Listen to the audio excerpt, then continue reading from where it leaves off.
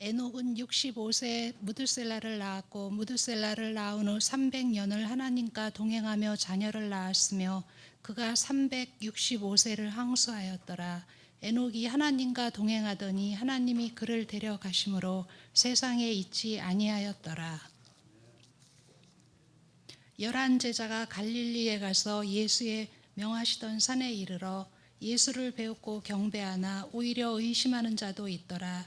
예수께서 나와 일러 가라사대 하늘과 땅의 모든 권세를 내게 주셨으니 그러므로 너희는 가서 모든 족속으로 제자를 삼아 아버지와 아들과 성령의 이름으로 세례를 주고 내가 너희에게 분부한 모든 것을 가르쳐 지키게 하라.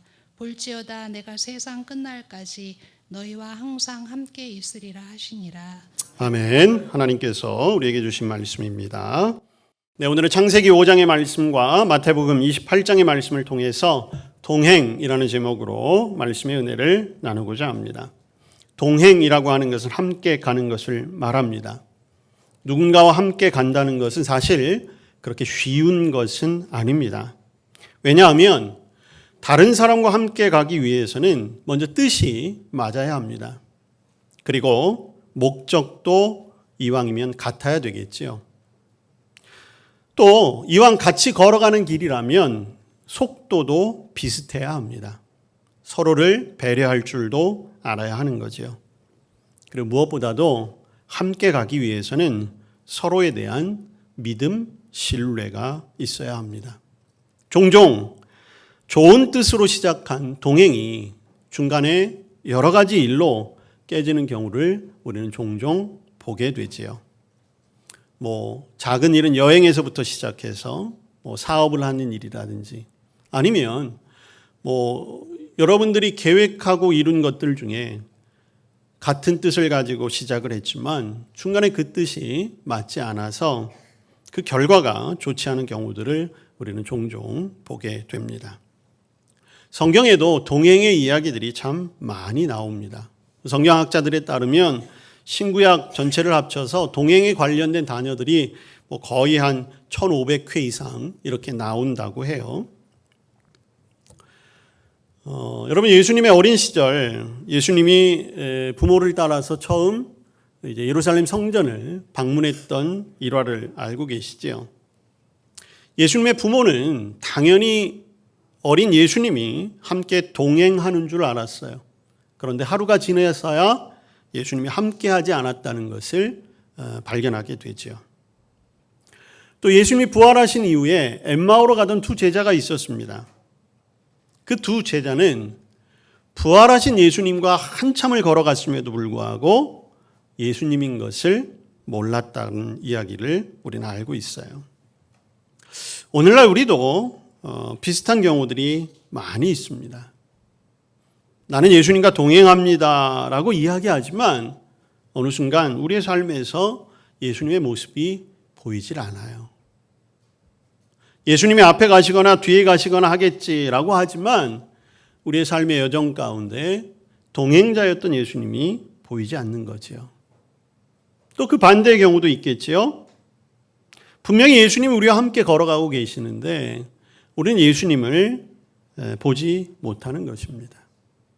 함께 걸어가고 있음에도 내 삶의 동반자가 예수님인 것을 까맣게 잊어버리고 혹은 예수님이 함께 하신다는 사실에 부담을 느끼고 삶을 살아가는 분들도 있습니다. 동행은 그리 쉬운 일은 아닌 것 같습니다. 그런데 여러분, 우리가 예수님을 믿고 구원을 받을 수 있다는 것, 이것은 우리에게 주어진 정말 귀하고 위대한 하나님의 선물이지요. 그런데 그 구원보다도 더 크고 위대한 선물이 있다면 그 하나님이 언제나 우리와 함께 하신다는 것, 우리의 동행자가 되어 주신다는 것입니다. 여러분, 수많은 유대인들이 학살을 당했던 독일의 포로 수용소에서 있었던 일입니다. 그때 많은 죽어가던 사람들, 유대인들이 눈물을 흘리며 이렇게 외쳤다고 하지요. 하나님 왜 이런 사건이 일어나게 그냥 두셨습니까? 하나님 지금 도대체 어디에 계십니까? 충분히 그럴 만하지요. 어찌되었든 유대인들은 하나님의 자녀들이었고 하나님을 믿는 사람들이었는데 죽음과 암울함과 고문만 있던 그 수용소에서 가족들 또 사랑하는 이들이 죽어가는 모습을 보며 하나님의 부재 또 하나님의 일하시지 않음에 대해서 원망하고 절망하는 것은 어쩌면 당연한 것처럼 보입니다. 그러나 전쟁이 끝난 후 그 수용소를 돌아보던 많은 이들에게 감동을 주었던 일들이 있지요. 그 수용소 한쪽 벽에 써있던 찬송가의 가사였습니다. 그 크신 하나님의 사랑 말로 다 형용 못하네. 여러분, 지옥과 같은 수용소에 하나님의 사랑 왠지 어울리지 않는 그런 찬송 같지요. 그러나 죽음 앞에서도 또 죽음의 그 형장으로 끌려가면서도 그들은 하나님의 사랑을 찬송할 수 있었습니다. 그리고 그 찬송가의 가사가 쓰여진 또 다른 곳에는 분명하고 선명하게 쓰여져 있는 문구가 있었습니다. 하나님은 여기에 계십니다. 칠흑같이 어둡고 절망적인 상황 속에서 하나님이 여기에 계십니다. 그 크신 하나님의 사랑은 너무나 큽니다. 라고 고백할 수 있었던 것, 그것은 바로 하나님의 동행하심에 대한 흔들리지 않는 믿음을 가진 자들의 고백이었습니다. 오늘 우리도 어려움과 고난 앞에 종종 하나님은 어디에 계십니까? 하나님은 도대체 무엇을 하고 계십니까? 하나님 왜 우리를 외면하십니까? 하나님 왜 우리를 돕지 않으십니까? 소리치고 질문할 때가 있지요. 그러나 여러분 분명히 기억하십시오. 사도 바울이 고백한 바와 같이 높음이나 깊음이나 다른 아무 피조물이라도 우리를 우리 주 그리스도 예수 안에 있는 하나님의 사랑에서 끊을 수 없습니다. 이 고백은 어떤 고백입니까? 하나님은 언제나 우리와 함께 해 주신다는 그 믿음의 고백인 것입니다. 주님이 오늘도 저와 여러분과 함께 하십니다. 여러분, 동행한다는 것은 함께 걸어간다는 뜻 아니겠습니까? 우리의 삶이 하나님과 함께 걸어가고 있는 삶입니다. 언제 어디서나 늘 함께 하나님과 더불어 걷고 하나님과 대화하고 하나님과 친밀한 관계를 갖는 것이죠. 작은 일이든지 큰 일이든지 나 혼자 결정하는 것이 아니라 하나님께 상의하고 물어보는 것, 대화하는 것, 그것이 동행하는 것, 함께 걸어가는 삶입니다. 오늘 우리가 함께 읽은 창세기 5장의 말씀에 창세기 5장은 태초의 족보들을 기록하고 있는데 그 가운데 특별한 한 사람을 보게 됩니다. 에녹이라고 하는 사람이지요. 오늘날은 상상하지도 못할 나이 365세. 그렇지만 당시의 나이로 보면 다른 사람들에 비해서 3분의 1 정도밖에 살지 못했던 사람이 에녹이었어요. 에녹의 아버지였던 야렛은 962세를 살았습니다. 에녹의 아들 무두셀라는 성경의 인물 중 가장 오래 살았어요. 969세. 여러분 이렇게 살고 싶으신가요? 어떤 분들은 이런 꿈을 꾸고 계시는 분도 계신데 여러분 성경대로 사시면 여러분 앞으로 한 900년은 더 사실 수 있을 것 같습니다. 미래 계획을 잘 하십시오. 내가 앞으로 남은 900년, 800년을 어떻게 살아갈까? 자, 그런데 걱정하지 마십시오. 그 전에 주님이 오실 겁니다. 자, 그런데 에녹은 365년을 살았어요. 그런데 성경은 그가 온전히 하나님과 동행하는 삶을 살았다 이렇게 기록하고 있습니다. 어떻게 살았는지는 구체적으로 기록해 놓지는 않아요. 그래서 우리는 에녹의 삶이 참 궁금합니다. 도대체 에녹이 어떤 삶을 살았을까? 오늘 21절 말씀해 보니까 에녹은 65세에 무드셀라를 낳았고 라고 말씀해요. 그리고 22절에 보니까 무드셀라를 낳은 후 300년 동안 하나님과 동행하며 자녀를 낳았다. 어떤 특별한 일이 없는 것처럼 표현하고 있습니다. 결국 에녹의 삶은 평범한 일상이었다는 것을 추측할 수 있어요. 결국 에녹은 일상의 삶 속에 하나님과 함께 걸어가는 삶, 동행하는 삶을 살았다는 것이죠. 여러분, 일상의 삶에서 하나님과 동행하는 삶, 가만히 생각해 보니까 이게 제일 어려운 것 같아요. 매일매일 우리의 삶 속에 이루어지는 가정과 직장과 일터와 또 사회생활, 그 모든 순간 주님과 함께하는 삶, 주님과 교제하는 삶, 평범한 일상을 하나님과 함께한다는 게 쉬운 일이 아닌 것 같습니다. 차라리 기한을 정해놓고 기도원에 가거나 무슨 기한을 정해놓고 기도 시간을 갖거나 어떤 특별한 장소, 특별한 시간이 오히려 하나님과 더욱더 동행하는 삶을 잘 살아갈 수 있을 것 같아요. 성도라고 하면서 늘 이중적인 삶을 사는 우리의 모습을 발견할 때가 있죠. 그렇기 때문에 에녹의 삶이 더 귀한 것입니다. 저와 여러분의 삶도 에녹과 같이 일상의 삶 속에 하나님과 동행할 수 있는 삶이 되시기를 바랍니다.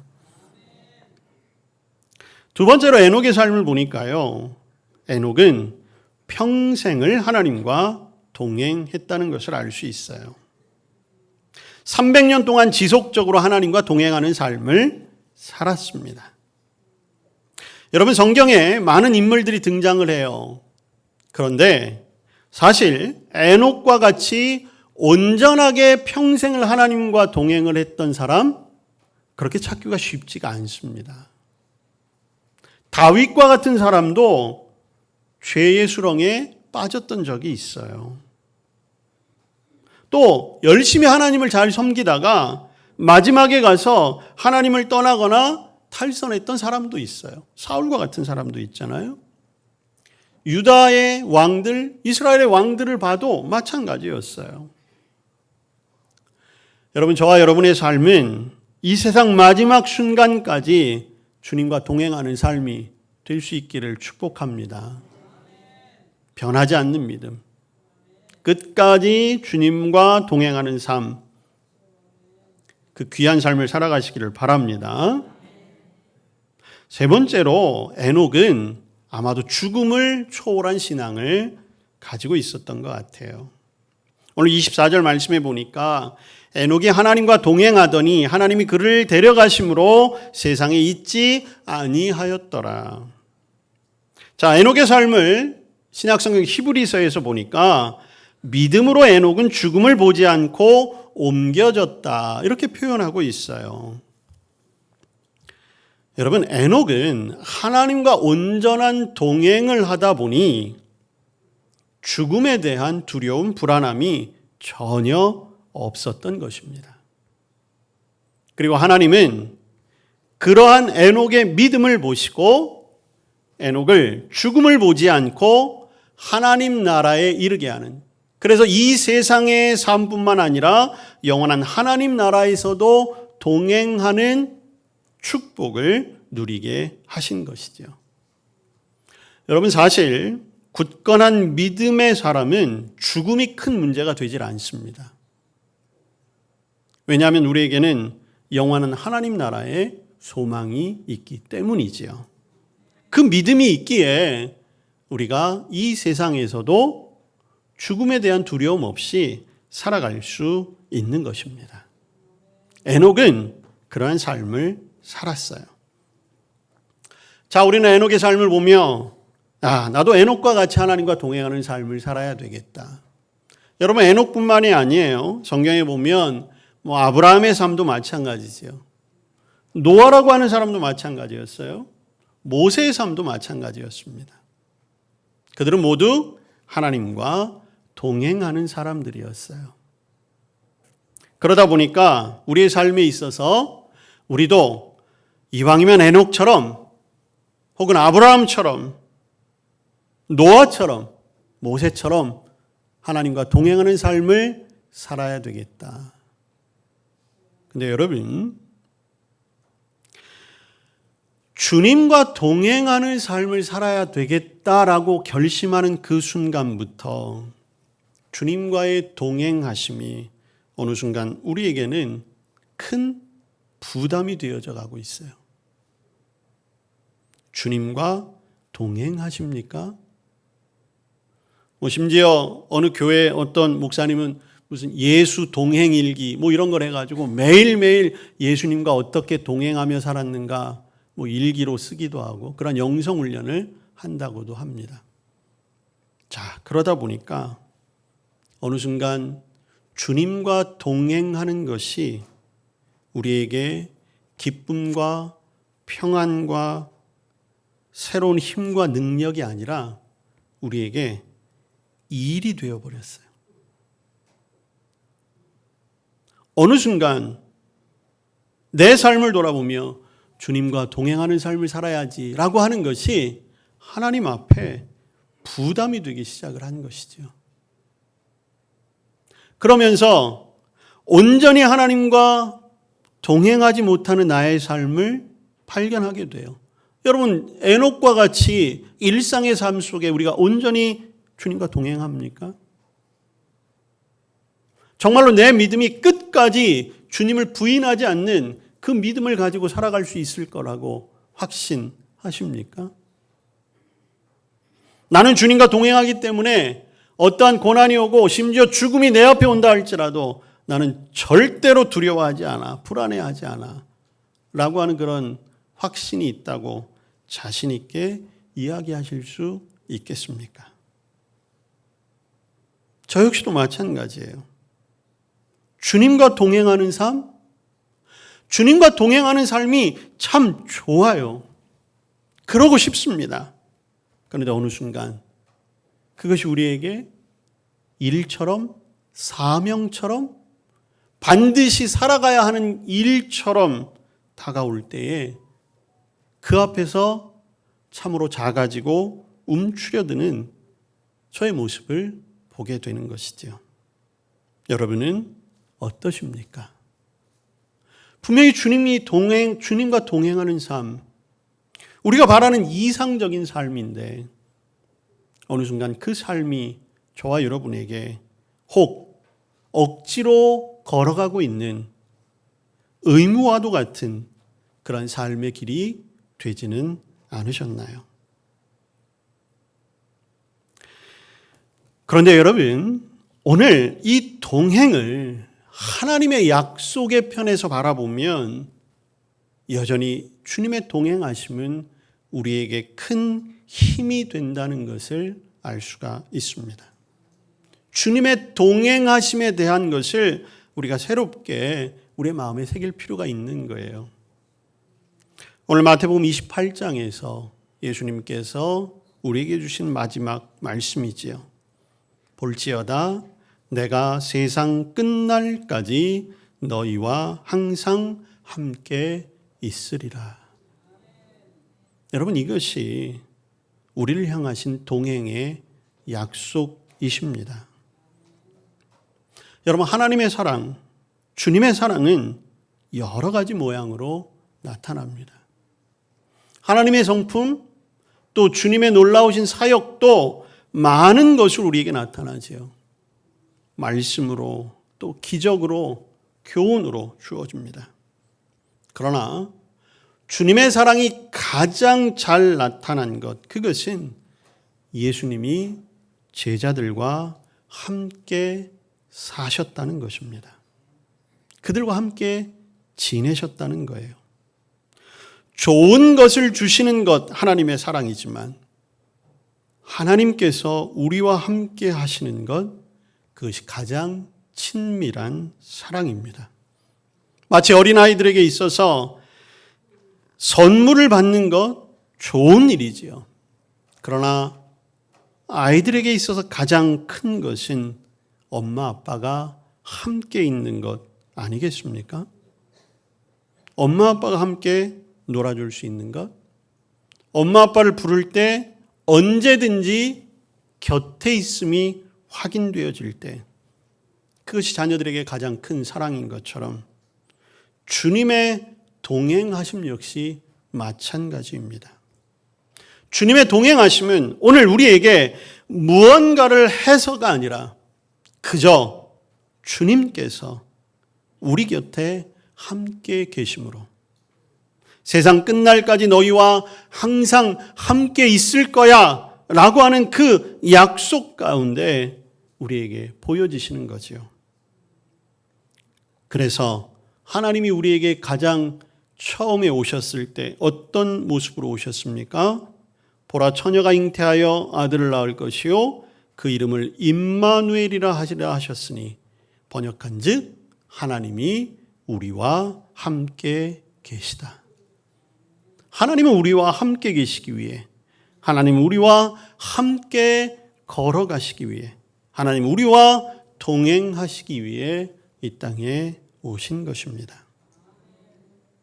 감리교 운동을 시작한 존 웨슬리 목사님, 그가 마지막 남기신 말 가운데 모든 것 중에 가장 좋은 것은 하나님이 우리와 함께 하신다는 것입니다. 이렇게 고백을 하셨습니다. 하나님의 동행하심이 왜 우리에게 중요합니까? 하나님이 동행하시기 때문에 여전히 우리를 위해 기도해 주고 계시기 때문입니다. 성령 우리의 연약함, 특별히 우리가 마땅히 기도할 바를 알지 못했을 때에 오늘도 우리와 함께 걸어가며 우리의 어깨를 감싸주시며 기도해 주시는 줄로 믿습니다. 여러분, 하나님이 우리와 동행해 주시기에 우리가 주님 안에 머물 수 있고 믿음 가운데 있게 되는 것입니다. 왜냐하면 성령으로 우리 가운데 함께 해 주시기 때문에, 오늘 성령으로 우리와 동행해 주시기에 성령께서 우리를 진리의 길로 인도해 주시는 것입니다. 그러기에 저와 여러분이 믿음의 길에 서 있는 것이죠. 여러분, 저와 여러분이 오늘 평강을 누리게 되는 이유가 무엇입니까? 하나님이 함께하고 계시기 때문입니다. 하나님의 아들 예수 그리스도와 함께 더불어 누리는 그 기쁨, 그 하나님의 사귐이 있을 때 우리는 이 땅 가운데 평강을 누릴 수 있는 것이죠. 여러분, 하나님이 저와 여러분과 동행해 주시기에 인도하심과 보호하심이 있는 것입니다. 이 세상은 사망의 음침한 골짜기와도 같을 때가 있지요. 그러나 우리가 두려워하지 않는 이유가 무엇입니까? 주님이 나와 함께 하심이라. 주님이 오늘도 우리와 함께 걸어가고 계세요. 사망의 음침한 골짜기는 나 혼자 걸어가는 골짜기가 아닙니다. 주님의 지팡이와 막대기가 나를 보호해 주시고 인도해 주시는 것이죠. 저와 여러분의 삶이 하나님과 동행하는 길이기에 형통의 길을 걸어갈 수 있는 것입니다. 하나님이 동행하시고 하나님이 우리의 발걸음을 이끄시기에 우리는 형통의 길, 범사에 감사하는 길로 걸어갈 수 있는 것입니다. 여러분, 저와 여러분이 하나님과 동행하기에 저와 여러분의 삶 속에 매일 기적이 찾아오게 되는 것입니다. 여러분, 오늘날의 이야기로 보면 에녹은 기적의 사람이에요. 죽음을 보지 않았다는 건 기적이잖아요. 하나님이 그를 데려가셨다라고 했습니다.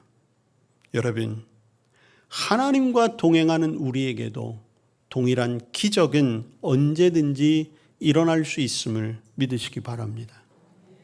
하나님께서 저와 여러분을 위해 어떠한 기적을 마련해 놓으셨는지는 모릅니다. 그러나 어쩌면 오늘 저와 여러분이 아침에 눈을 뜨고 이 자리에 예배하고 오늘 하루 숨을 쉬고 있는 이 순간이 저와 여러분에게는 온전한 기적의 순간이 될 수 있는 것이지요. 왜 그렇습니까? 하나님이 함께해 주시기 때문입니다. 여러분, 하나님과 동행한다라고 하는 것은 더 이상 우리에게 굴레가 아닙니다. 우리가 무언가를 해야 하는 그런 의무감을 가질 필요가 없는 것이지요. 그리고 그 하나님의 동행하심이 있기 때문에 저와 여러분 좌절하거나 절망하지 않을 이유가 되는 것입니다. 하나님이 오늘도 저와 여러분과 함께 하십니다. 행복한 길에 분명히 함께하고 계시죠. 그러나 고통과 좌절과 절망과 실패로 가득한 길에서도 하나님은 보이지 않는 동행자로 우리의 손을 굳게 잡고 계심을 믿으시기 바랍니다. 여러분, 세상은 여전히 우리보다 강합니다. 세상의 벽은 우리의 힘으로 넘어뜨리거나 그리고 그 벽을 돌파할 수 없습니다. 그러나 하나님이 동행하시기에, 주님께서 동행하시기에, 성령님이 동행하시기에 우리는 맞서 싸울 수 있고 승리할 수 있는 것입니다. 시대가 어려워질수록, 많은 사람들이 하나님을 떠나고 부인할수록 주님은 더욱더 우리와 가까이 하기를 원하십니다. 그 하나님을 만나십시오. 그 하나님을 맞이하십시오. 세상 사람들이 조롱하고 세상 사람들이 알아주지 않아도 하나님은 저와 여러분을 분명히 기억하시고 오늘도 동행자가 되어 주십니다. 이 세상을 이길 수 있게 하시고 심판 앞에도 당당히 서게 해주시고 영원한 승리를 허락해 주실 것입니다. 여러분, 이것이 믿음입니다. 오늘 주님이 나와 함께 하신다. 주님이 나와 걸어가 주신다. 주님이 나와 동행하신다. 이 확실한 믿음이 있을 때 저와 여러분의 삶의 질이 분명히 달라질 것입니다. 사는 맛이 달라집니다. 이것이 바로 믿음의 비밀입니다. 세상 끝날까지 내가 너희와 항상 함께 하겠다라고 하는 이 약속을 분명히 우리의 마음에 새길 수 있다면 우리에게 두려울 것은 아무것도 없지요. 든든한 평안과 기쁨이 우리 안에 넘치게 될 것입니다. 성경의 모든 일들이 분명히 믿어질 수 있을 것입니다. 부활도, 영생도, 새 하늘과 새 땅도, 그리고 그 모든 것이 이제 훗날 하나님의 나라에서만 이루어지는 것이 아니라 이 땅을 살아가는 저와 여러분의 삶 속에서도 분명히 천국으로 임하게 될 것입니다. 그리고 저와 여러분이 굳이 애쓰고 억지로 노력하지 않아도 저와 여러분의 삶 속에 하나님이 기뻐하시는 선한 열매를 분명히 맺게 될 것입니다. 여러분, 사람이 죽음을 왜 두려워하는 줄 아십니까? 혼자 가야 하기 때문입니다. 아무리 사랑하는 사람도 죽음의 길까지 함께 할 수 없지요. 여러분이 지극한 외로움과 고독에 휩싸여 있을 때 아무도 여러분을 도와주지 못할 그런 인생의 밤이 찾아올 때도 있습니다. 그 누구에게도 위로를 받을 수 없고 그 누구에게도 도움을 받을 수 없는 그때, 그러나 그때에도 주님은 함께하고 계십니다. 때때로 우리는 고된 질병 앞에서 우리의 삶이 흔들릴 때가 있지요. 내가 겪는 질병의 고통을 누군가 대신해 줄 수 없다라고 하는 그 일, 그리고 그 질병의 끝에 어떠한 일이 있을까 두려움 때문에 좌절하거나 슬픔에 빠질 때도 있습니다. 그러나 그때에도 하나님은 우리와 동행해 주십니다. 매일매일 살아가는 삶 속에 마치 안개가 짙게 낀 도로와 같이 갈 바를 알지 못하고 방황하고 있는 우리의 진로 때문에 고민하게 될 때도 있겠지요. 그때도 지극한 외로움에 어렵고 힘든 밤을 지새울 때가 있으실 것입니다. 그러나 그때에도 하나님은 여러분과 함께 하십니다. 그 길을 동행해 주실 것입니다. 아무쪼록 우리에게 주어진 모든 시간 동행하시는 하나님의 축복을 온전히 누리며 그 기쁨 가운데 살아갈 수 있는 저와 여러분 될 수 있기를 주님의 이름으로 축복합니다.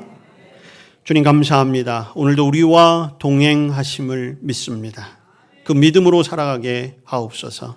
그 믿음 가운데 평안함을 누리게 하여 주시옵소서.